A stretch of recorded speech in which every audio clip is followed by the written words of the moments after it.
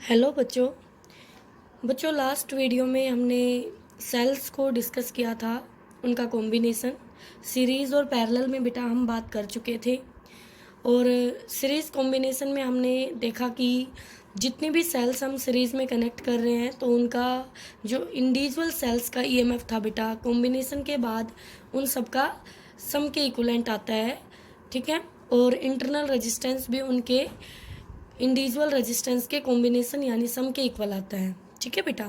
फिर हमने पैरेलल में बात की थी, और पैरेलल में आपके पास अगर हमारा सेल का पॉजिटिव टर्मिनल पॉजिटिव सेल से दूसरी सेल के पॉजिटिव से कनेक्ट है और नेगेटिव नेगेटिव से कनेक्ट है, तो जो हमारा ई इफेक्टिव आया था, ईएमएफ इफेक्टिव आया था, वो आया था बेटा E1/R1, वो सेल और उसका internal resistance, plus E2/R2 upon में 1/R1 प्लस 1/R2। ठीक है बेटा, ये रिजल्ट आया था आपके पास। और दूसरा रिजल्ट जो आया था हमारे पास वो ये था कि अगर हमारी एक सेल का पॉजिटिव दूसरी सेल के नेगेटिव से और पहली का नेगेटिव दूसरे के पॉजिटिव से कनेक्ट है, तो इफ़ेक्टिव ईएमएफ जो हमारा आया था वो ये था बेटा E1/R1 minus E2/R2 divided by 1/R1। यहाँ प्लस ही आएगा, इंटरनल रेजिस्टेंस आपका ऐड ही होगा। तो बेटा ये जो आप माइनस साइन ले रहे हैं, तो यहाँ पर E1 हमारी बड़ी वाली सेल है और E2 छोटी वाली, तो मैंने बड़ी वाली को पॉजिटिव ले लिया और छोटी वाली को नेगेटिव से रिप्रेजेंट कर लिया, तो उनका डिफरेंस रिप्रेजेंट हो रहा है यहाँ पर। ठीक है। ये कब था आपका? When two cells are in parallel, जब आपकी दो सेल पैरेलल में होती है तब। अब बेटा आपको नोट्स तो मिल चुके होंगे, दो इम्पोर्टेंट नोट डिस्कस किए हैं इसके बाद हमने लास्ट में। वो नोट आपके क्या हैं बच्चों? अगर हम सीरीज़ में बात करते हैं, अगर हमारे सीरीज़ में दो सेल जिसमें एक सेल का पॉजिटिव दूसरी सेल के नेगेटिव से कनेक्ट है, तो हमारे पास जो ईएमएफ आया था वो ये था बेटा, ध्यान से देखिएगा। सीरीज़ के केस में हम डिस्कशन कर रहे हैं, तो सीरीज़ में जब हमारी ये मेरी एक सेल है मान लीजिए, और ये इसका इंटरनल रेजिस्टेंस, इसको मैं दिखा भी सकती हूँ बेटा और नहीं भी, और ये आपकी दूसरी सेल है और ये उसका इंटरनल रेजिस्टेंस। ठीक है। तो यहाँ पे ये हुआ E1, ये हुआ R1, ये हुआ E2, ये हुआ R2। तो बेटा ध्यान से देखें, तो यहाँ इस सेल का ये पॉजिटिव है और ये नेगेटिव, और ये इसका पॉजिटिव और ये नेगेटिव, तो दूसरी वाली का पॉजिटिव पहले वाली के नेगेटिव से कनेक्ट है। ठीक है। तो हमारे पास जो ईएमएफ आया था, इफेक्टिव ई आया था, वो ये आया था बेटा E1 प्लस E2, और जो हमारा आर इफेक्टिव आया था बच्चों, वो आया था R1 प्लस R2। ठीक है। लेकिन बेटा अब ऐसे ना हो, कॉम्बिनेशन इसके बजाय ऐसे आ जाए कि ये हमारी फर्स्ट सेल है और ये इसका इंटरनल रेजिस्टेंस है, और ये हमारी सेकंड सेल है और ये इसका इंटरनल रेजिस्टेंस है। ऐसे दो सेल कनेक्ट हो, इसका ईएमएफ E1 है और ये R1 है, इसका E2 है और ये R2 है, लेकिन ये इसका पॉजिटिव और नेगेटिव, ये नेगेटिव ये पॉजिटिव। तो अब अगर हम ध्यान से देखें, तो यहाँ पे पहली सेल के नेगेटिव से दूसरी का नेगेटिव कनेक्ट है, और ये पॉजिटिव किसी और टर्मिनल पे जाएगा एक्सटर्नल सर्किट के, और ये पॉजिटिव किसी और टर्मिनल पे जाएगा। तो आप इसको देख के गलती से इसको पैरेलल कॉम्बिनेशन मत बोल देना बेटा। पैरेलल तब होता जब दोनों का नेगेटिव नेगेटिव एक जगह और पॉजिटिव पॉजिटिव एक जगह होता। ठीक है। लेकिन अब ये दोनों फ्री एंड है, इन दोनों एंड के बीच में एक्सटर्नल लोड आप कनेक्ट करेंगे, तो ये दोनों सेल्स यहाँ भी सीरीज है और यहाँ भी सीरीज है, तो ये दोनों ही सीरीज कॉम्बिनेशन को दिखाती हैं। बट इस केस में रोंगली कनेक्टेड सेल कहलाएगी एक सेल, तो हम अपनी तरफ से जो बड़ी वाली है उसको सही मानेंगे और छोटी वाली को रोंगली कनेक्टेड मानेंगे। तो इफेक्टिव जो ईएमएफ लिखा जाएगा बेटा, वो आपका क्या होगा? ई इफेक्टिव।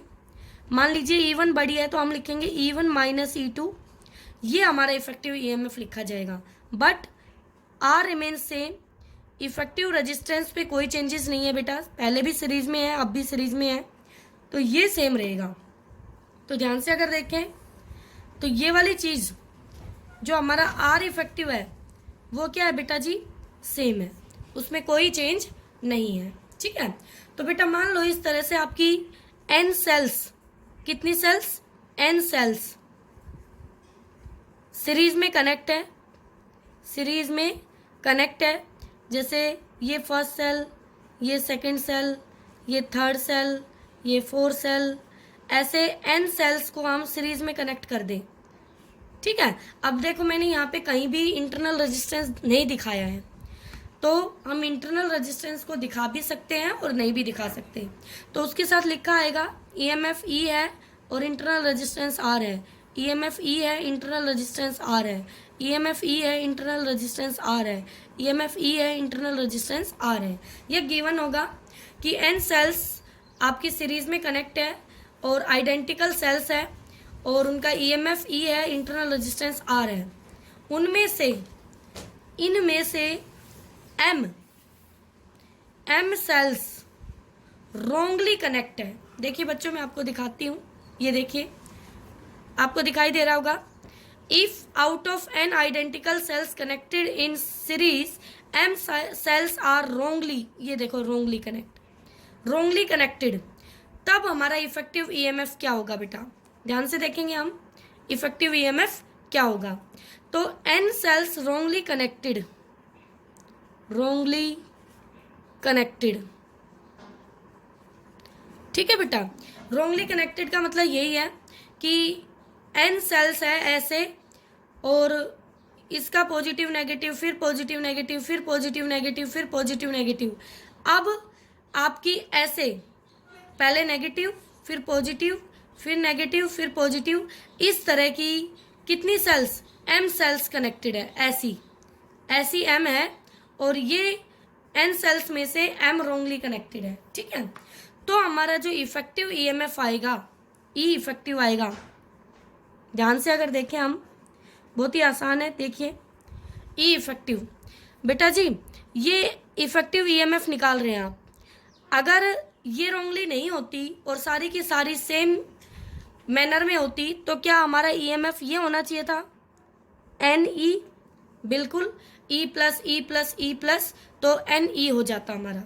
लेकिन अब एम सेल्स गलत कनेक्ट है, तो एक सेल अगर गलत कनेक्ट है तो सिर्फ वो ही नहीं हटती है, मतलब उसी का इफेक्ट कम नहीं होता है, वो अपने जितना इफेक्ट सही में से कम करती है। मीन्स यहाँ पर जो हमारी है ईएमएफ जो है वो ये नहीं आने की बजाय क्या आएगा, ई इफेक्टिव आएगा बेटा हमारा एन माइनस 2m इंटू ई, इतना ईएमएफ आएगा हमारा, ये हमारा इफेक्टिव ईएमएफ होगा। अब इसको मैं आपको एक एग्जांपल से समझाऊं तो आपको अच्छे से क्लियर हो जाएगा, तो ध्यान से देखिएगा एग्जांपल में क्या कह रहे हैं हम। ये देखिए, मैं यहाँ पर कुछ सेल्स ले लेती हूँ, तो यहाँ मैंने ले ली, मान लीजिए 1 2 3 4 और 5। हाँ जी बच्चों, बताना यहाँ पर ये आपका इसका पॉजिटिव, इसका नेगेटिव, इसका पॉजिटिव, इसका नेगेटिव, इसका पॉजिटिव, इसका नेगेटिव, इसका पॉजिटिव, इसका नेगेटिव, ये नेगेटिव, ये पॉजिटिव।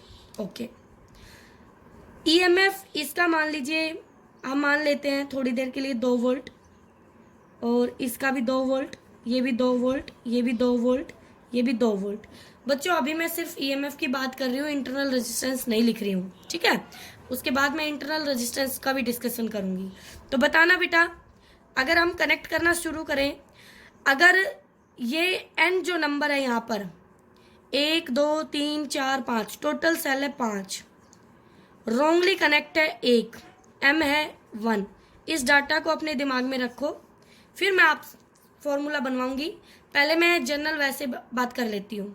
तो बताओ बेटा, यहाँ से जोड़ना शुरू करें, सेल्स का रिजल्ट निकालना ईएमएफ का। चलो पहली वाली सेल का 2, दूसरी वाली भी उसी ऑर्डर में है +2, तीसरी वाली भी उसी ऑर्डर में है +2, फिर नेक्स्ट वाली भी सेम ऑर्डर में +2।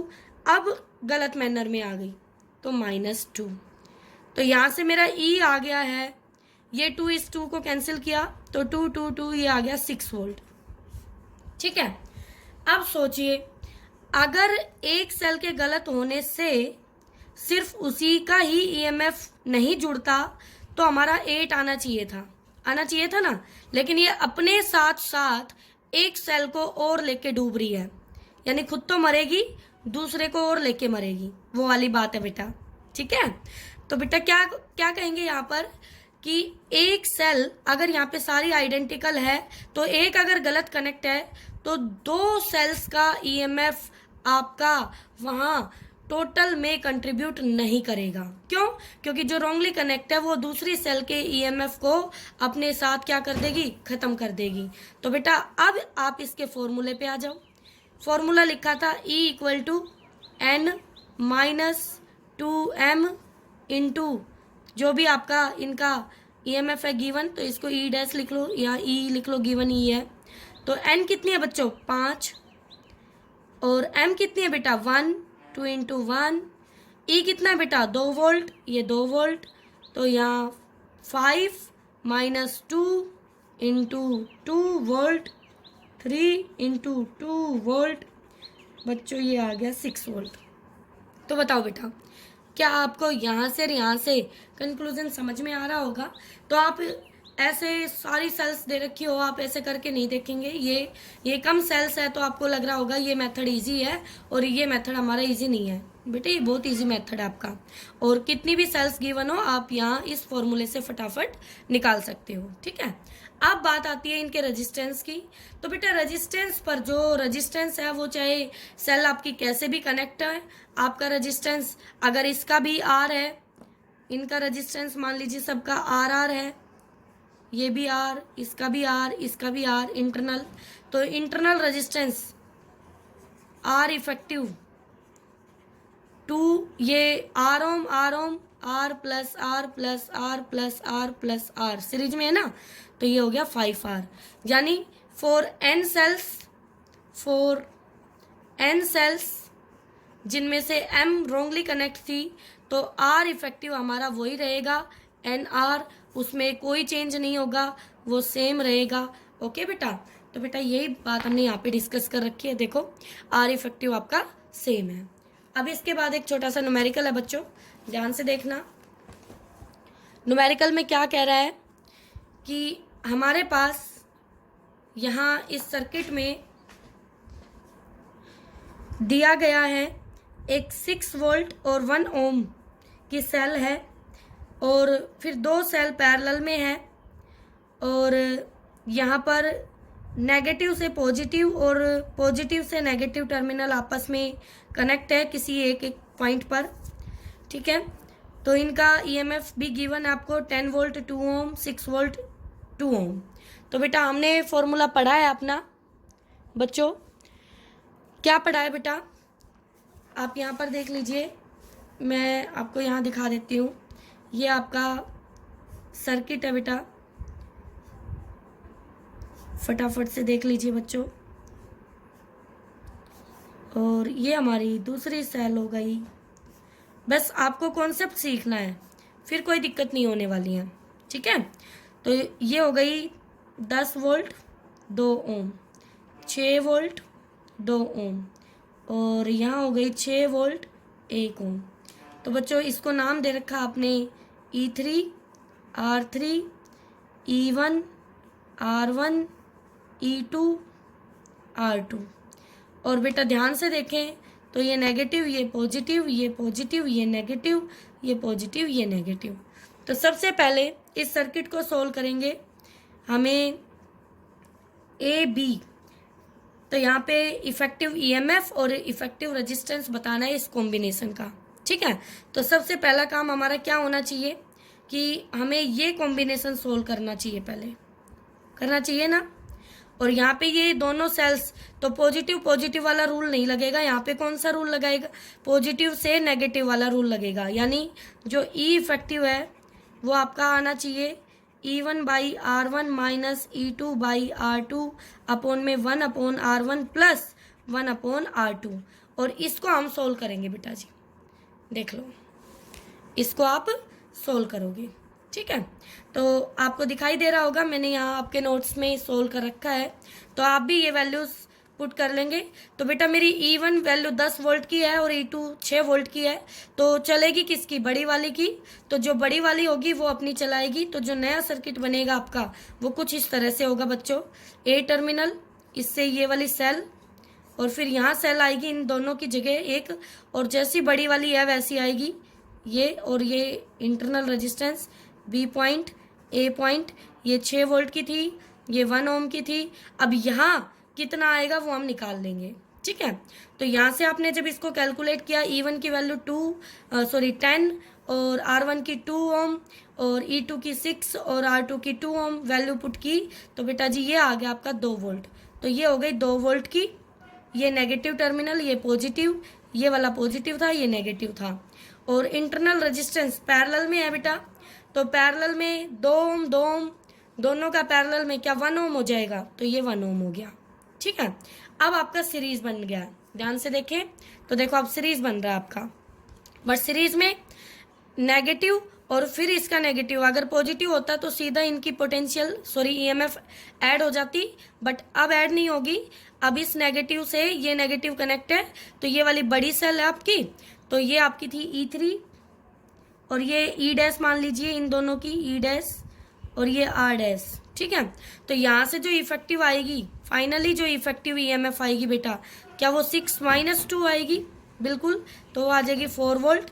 लेकिन अपने रेजिस्टेंस पे कोई फर्क नहीं पड़ेगा, आर इफेक्टिव क्या आएगा, 1 + 1 2 ओम। बताओ बेटा, आपको मुश्किल लगा, देखो ये आप देख रहे हैं यहाँ पे, तो 6-2 4 वोल्ट और आर इफेक्टिव आपका एज इट इज 1 + 1, तो ये 2 ओम, ठीक है बेटा। तो इसको आप अच्छे से करेंगे बेटा, और कोई भी डाउट है तो आप पूछ सकते हैं। ओके बच्चों।